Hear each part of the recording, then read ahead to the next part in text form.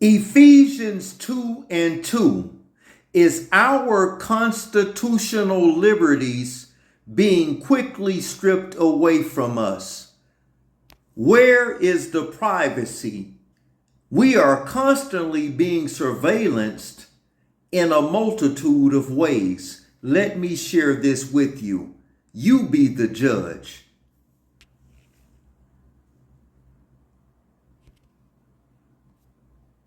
Police license plate readers now watch everywhere you drive. These roadside cameras track you so well that police can even predict where you'll go. As Dale Hurd shows us, this data is not only collected and stored, sometimes it's abused. There are more than 94,000 across the U.S., and the number is growing daily. In some locales, several of these ALPRs, or automatic license plate readers, can sit within just a mile of roadway. They capture your car's location, make, model, color, any dents, and even bumper stickers, and can turn them into searchable data points. They're also mounted on police squad cars. The license plate reader went off on it and said it was a driver's license restraint. So it looks like on here, so she has a suspended driver's license. It hits on a license plate, it'll pop up. It's a pretty successful system. It's pretty easy to use. It can just kind of run in the background. Police say license plate readers help them solve crimes. However, they can also be used to build a database about you, recording where you live, work, go to church, or even which political rallies you might attend. Smile, because these cameras can even capture who's driving. The photos are then uploaded into a giant shared database, which can be accessed by police and other government agencies. It's estimated license plate scans now reach hundreds of billions each year. Dave Moss, chief of investigations at the Electronic Frontier Foundation, says some police now want to use the tech to solve so-called future crimes. Crimes that haven't happened yet. This is one of the most pernicious and offensive technologies in the United States. It is misrepresented to the public in such a way that people think it's doing one thing when it's actually doing another. Robert Frommer, an attorney with the Institute for Justice, calls license plate readers a clear violation of the Fourth Amendment protection against unreasonable searches and seizures. This technology is not just about taking pictures of license plates. It's about the back-end AI database being able to take all that data, make deep insights about our past movements, and even predict where we're going to go next. If you care about civil liberties, this would all be bad enough. But it gets worse. The license plate readers can also be hacked pretty easily. You can press a button a few times on the back of these cameras, and within a few minutes, turn them into your own personal spy device, or malware host, or honeypot that steals people's login credentials, or a cryptocurrency miner, whatever you want. Tech blogger Ben Jordan also found license plate reader data for sale on the dark web. Say what? Some police officers have also been caught using stored data to stalk people. So we've seen dozens of cases of law enforcement officers abusing these systems to stalk their exes, to look up stuff on women they're attracted to go after their neighbors or people they have it out for. I mean, it's a particularly tempting system because it's, with, millions of searches coming through in a given month, it's very hard for a law enforcement agency to verify that each one is legitimate. The largest maker of license plate readers by far is a company called Flock Safety. An open records request by a Dunwoody, Georgia resident shows that Flock employees used local cameras to view fitness studios, a pool, a gymnastics area, and areas involving children. In an email to CBN News, Flock stated it would respectfully decline an interview, but has stated publicly the employees... If you think that's it, there's so much more. Our civil liberties and privacy in our lives are quickly being eroded right before our very eyes in the lenses of what they call modern technology. Pay attention to this. Terrifying. They're able to actually spy on us using Wi-Fi. I mean, forget videos, forget surveillance, forget microphones, all of the things we think about. When it comes to surveilling people, they're now actually able to compose video imagery and figure out who's in a room, what you're doing, all just using Wi-Fi signals, which we're all surrounded with right now. Here is Cyber Maddie, and she explains this on her YouTube channel. Please we sped it up, but watch this. Wi-Fi, as we know it, is on the verge to becoming a sensing technology, capable of understanding movement, presence, and gestures without cameras. So what does this mean for surveillance and for your privacy? Wi-Fi sensing has been around for longer than you may think. In the early 2000s, researchers figured out that Wi-Fi signals moved and changed as people moved through a space. And by 2013, a researcher figured out that you could detect human breathing through a wall using nothing but a Wi-Fi router. And now the IE, or some may call it the IEEE, or some may call it the IEEE, has standardized this. And it is called 802.11bf, which is a Wi-Fi sensing capabilities being integrated within all routers. So this turns existing Wi-Fi into a person sensing tool without using cameras or wearables or anything like that, just using Wi-Fi and then the waves that it emits. So I wanted to see for myself how much Wi-Fi could actually see. I grabbed a cheap ESP32 board and flashed some open source firmware onto it and pointed it at myself to see if Wi-Fi could detect my presence and other people's presence in a room. So when I got everything hooked up, it did sense my presence. It saw my heart rate, my breathing rhythm, it did my pose detection, and it detected multiple people walking around within the space. Now, for this experiment, I only had one ESP32 board, which it does recommend at least two, so the sensing is a little janky compared to if you had two or multiple ESP32 boards. So but what do you with think only they one have? ESP32, it does get the job done. When it was detecting two people walking around, as you can see, the bigger blob of light was me. Where is and I think with the one privacy? sensor, it had trouble positioning me in the space within the software. As you can see by the ghost person moving around me rapidly, it did get the job done, and it did sense two people. So how does Wi-Fi sensing actually work? Think of Wi-Fi like a sonar.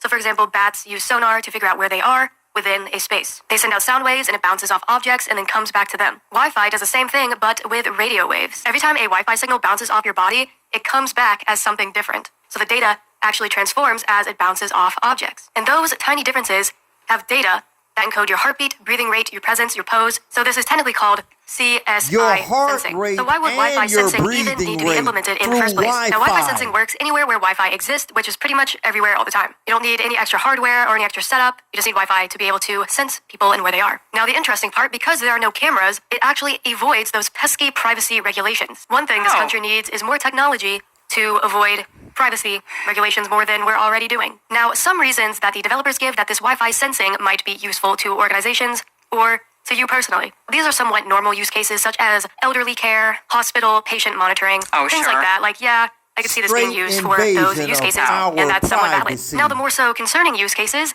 is in the hotel and hospitality section. Room occupancy without door sensors, minibar and bathroom usage patterns, energy savings on empty rooms. I don't know about you, but I wouldn't want someone seeing an infrared outline of me and my bathroom usage or my hotel room occupancy. But no kidding. So this is all extremely scary. You can watch that full thing, Cyber Maddie. Very, very frightening that now Wi-Fi could just be used to spy on us. They don't even need video cameras anymore. They can just use Wi-Fi. Make it make sense. And see an outline of you and what you're doing in your hotel room, using the bathroom, using your bed, doing whatever it is you do in your bed and in your bathroom. And they can see all of that. They can see people coming and going from your house. They can see what you're doing, where you are in your house. Why do they just need imagine to know what we're doing? all of the things What they could do. And doing? because the laws have not caught up to this, it could be done. It's spying without spying. Yes. It is a total erosion of our civil liberties right before our very eyes under the mask of new technology. You have cameras in your vehicles, on your laptops, cell phone, watches, red lights, in your stores, on your televisions. Everywhere you go, you are being continually surveillanced by Big Brother, while they are continually surveillancing us when they were created to be or a institution that was for us. Why are they continually watching us as a people when we cannot know what they're doing at all times, as if they're not people just like we are? our civil liberties are continually being stripped away right before our very eyes. There's more. Let's continue. In our home, hacking our television and looking at us in our most, private moments. Why ever get a hold of you? Whitney, a mother of 11 from California, has been experiencing strange activity on her TV. It all began 6 months ago. The TV would randomly switch on their own. Initially, Whitney thought it might just be a glitch in the cable and didn't think much of it. But one day, when she and her daughter were having a funny conversation and laughing, suddenly a message appeared on their TV saying, "Whitney, you aren't funny." This confused Whitney, and her daughter started crying, thinking it was a ghost. Things started getting intense when the hacker began displaying inappropriate videos on Whitney's TV, which her children could see. At first, she suspected her son, but he insisted it wasn't him. That's when she realized it was a serious issue. 6 months ago, our TV just started changing randomly on its own. Please. We didn't know what was going on, so we called Xfinity. We got a new box. We got a new remote. And after that, it started happening again. What? So we got another box and another remote from Xfinity. And that time, the technician took all the old boxes and all the old remotes that we've had, whenever. So they did that. We thought, oh, it's fresh and new. It's all good. Then like 3 days later, after that technician leaves, it starts again. And it really started with them just changing the station a whole bunch of times. And we didn't know what was going on with that. I thought maybe it was a defective remote or box as well. This is why we called Where is our privacy? Xfinity to come and bring us new equipment. If a hacker can do this, twice. How much more? And it was still happening. So then I started, getting really confused because it was like, okay, I keep turning this stuff in and it keeps on happening. So what's next? So I started talking to Xfinity, seeing what they could do to help. They kept saying it was nothing major, whatever, maybe get another box and another remote again. I was like, okay, I'll entertain that. Company. But this is across the board. The TV started saying stuff. Me and my kids were up one morning, we're in the kitchen, getting ready for school, and we started laughing about something. And the TV was like, "You're not funny." And the way they would talk to us at first is they would put it into a YouTube search engine. Where and is that's how our privacy? What he was saying if to a us. hacker can do and this, then after how that, much more, Big Brother? I was just like, "Whoa!" The TV said, we're not funny or whatever. Like, that's weird. Like, how do they know we were laughing? Then I was talking about my old school days where I used to fight. They gonna pop up and say, "Whitney, you can't fight." How does this person know my name?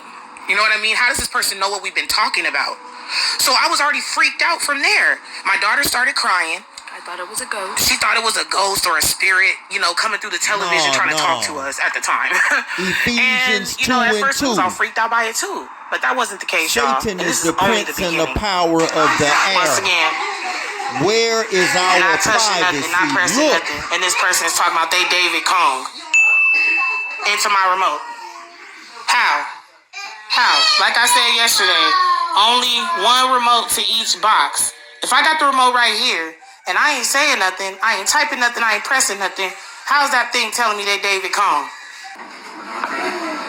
We are recording you because you're a scary bitch. Fly your ass to Fresno. All right, that's enough on that. Let's continue. You a scary. We know that Google is tracking us. We agree to it when we set up our phones. So we wanted to figure out what exactly Google is learning about us throughout the day. So here's what we're going to do. We have two identical phones. The only difference between these two phones is this one is in airplane mode. Both of the phones lack a SIM card, and they haven't been set up to access any Wi-Fi networks. So for all intents and purposes, these phones have no connection to a data network. We're going to keep them with us throughout the day. And while I travel around D.C., we're going to figure out just what Google is finding out about me. Where is our privacy? Our first stop, Sim's Convenience Store, just outside our Fox Bureau, for a quick coffee.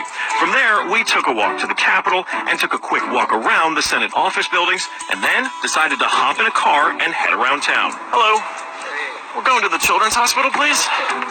To run our tests, we had to do more than walk the block, so we took a tour around our nation's capital. First, due north to the Children's National Medical Center Hospital, then west to St. Albans School and the National Cathedral. Our tour around town was a 14-mile journey that lasted more than an hour. The entire time, the phones had no access to the internet. Oh my Did you hear not a that, Wi-Fi family? connection and not any cellular data service. No service. It almost seemed quaint to assume that Google wouldn't even be able to collect data on me. Apple as well. Don't get it twisted. That church is beautiful. Google's business model is simple. Collect data on its users and then use that data to sell targeted ads. It's a business model called surveillance capitalism. But does that critical data collection work even when your phones aren't connected? So we're back here at our Fox Bureau in DC, and we've got both of our phones exactly how we left with them. The only difference, really, I snapped a couple of bad selfies at the National Cathedral. Listen what he's about to say. In my pocket for the entire day. So let's find out what they know. This is our man-in-the-middle device. It's basically a Wi-Fi network that these phones are going to connect to once we turn their Wi-Fi on. It's going to pass data through it on the way to Google. But on the way, we're actually going to get a copy of the same data that Google's going to get. We'll be able to decrypt it and then find out where we've been throughout the day. Within minutes, the numbers rolled in. The phone that wasn't on airplane mode registered more than 100 locations, 130 activities, and even 152 barometric readings. As soon as it hooked up to our Wi-Fi, it transmitted 300 kilobytes of data straight to Google. The phone even logged our exact locations, tracking us all around town. The Capitol, Where the is hospital, the privacy? the school, and the cathedral. Now, you may notice what's missing here is the exact route that we took, but it got that data too. It knows when I got out of the car. The metadata has a time No log down SIM to the card, very second, no nothing. tracking everything when they think that you're walking, riding, and yes, even getting out of the car. Okay, so you're thinking, this isn't a big deal. I'll just put my phone in airplane mode. Yeah, we thought of that too. This is the other phone that we had with us that no SIM card also remained in airplane mode the entire time. Let's see what kind of data it captured. The phone with airplane mode activated actually logged more locations and activities than the other phone. Where is the also privacy? transferred hundreds of kilobytes of data to Google as soon as it was activated. The only thing that's missing from this map is our stop at the Children's Hospital, but it still knows we were there. There it is. Exiting vehicle. Wow. 100% accuracy. Through complicated user agreements and free software, Google gets users to sign away their privacy for nothing. They're even following you in the places that most people would expect Apple as total well. privacy. Don't get it Government twisted. buildings, a children's hospital, a private school, a church. Every move you make, every step you take, Google is watching you.